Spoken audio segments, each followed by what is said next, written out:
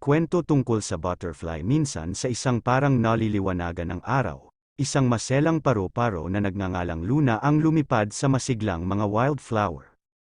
Ang kanyang mga pakpak, na pininturahan ng kulay ng azure at amber, ay nakakuha ng atensyon ng bawat nilalang sa paligid.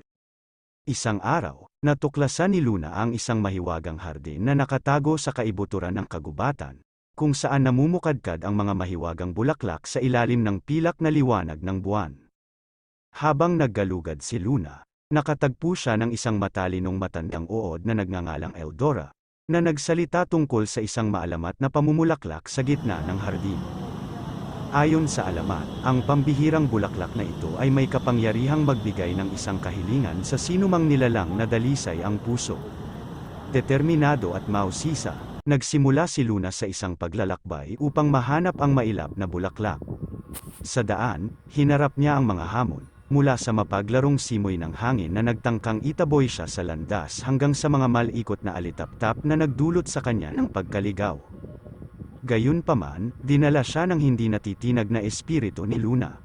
Nang marating niya ang gitna ng hardin, nakita ni Luna ang nagniningning na celestia bloom.